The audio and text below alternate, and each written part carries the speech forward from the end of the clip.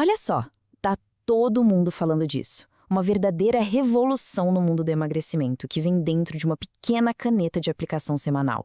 Ozempic, Mounjaro, os nomes estão em todo lugar, nas redes sociais, na boca do povo.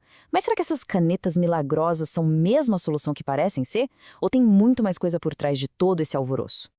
Pois é, essa é a pergunta que vale milhões e literalmente bilhões para as farmacêuticas.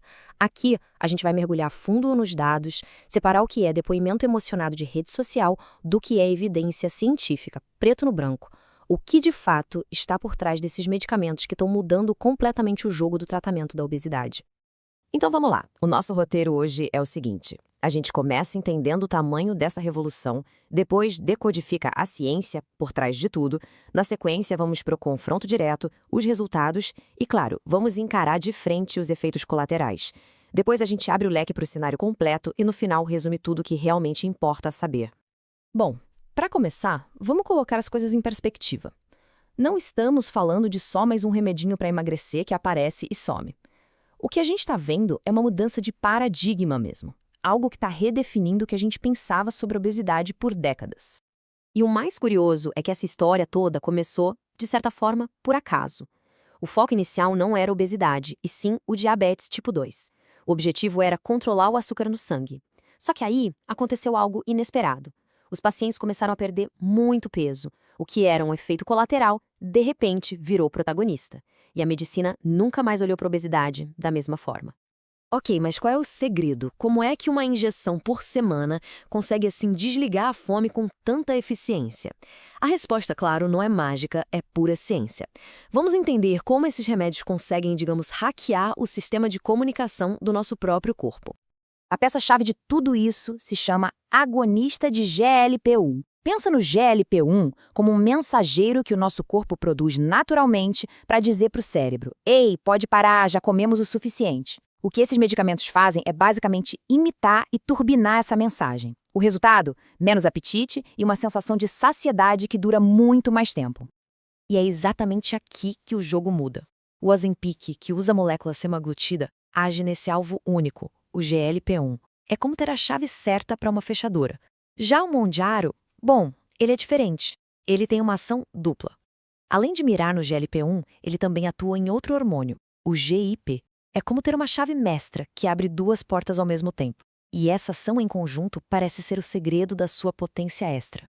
Certo, agora vamos ao que realmente interessa para muita gente. Na prática, no mano a mano, qual deles funciona melhor?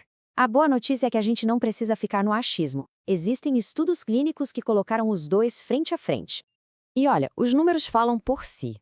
No estudo SURMOUNT-5, depois de 72 semanas, a semaglutida do Ozempic conseguiu uma perda de peso impressionante de 13,7%.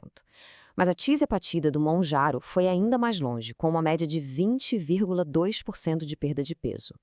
Em termos práticos, essa diferença é brutal. E o impacto não é só no número da balança, é algo visível. A redução na cintura, que é um indicador de saúde super importante, foi mais de 5 centímetros maior no grupo que usou o Mounjaro.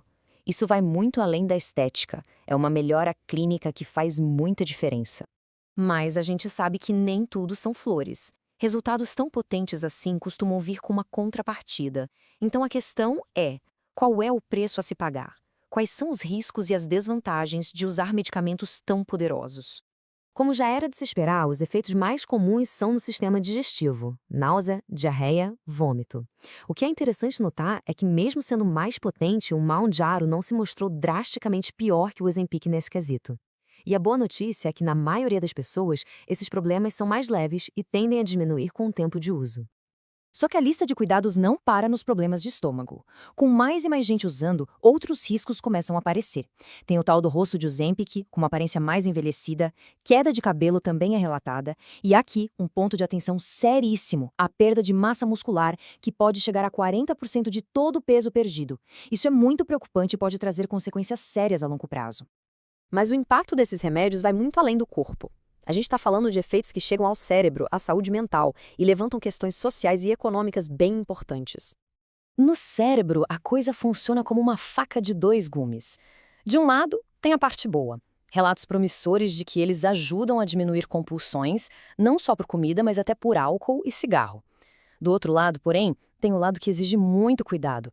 Os riscos psiquiátricos como insônia, ansiedade e, em casos mais raros, até depressão e pensamentos suicidas.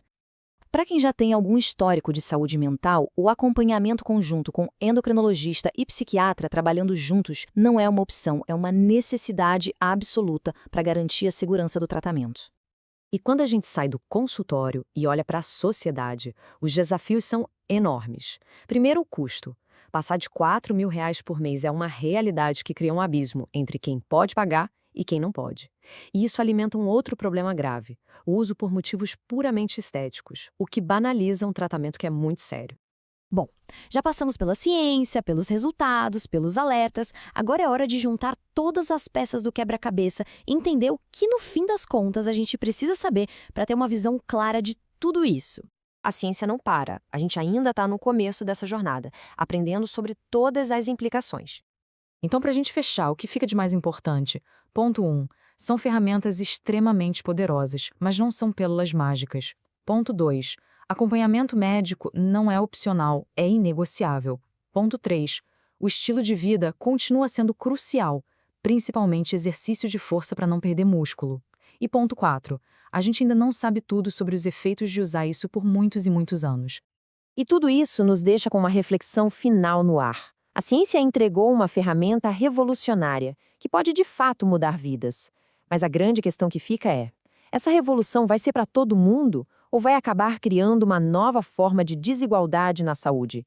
A resposta para essa pergunta é o que vai definir o verdadeiro legado dessas injeções. E só o tempo vai dizer.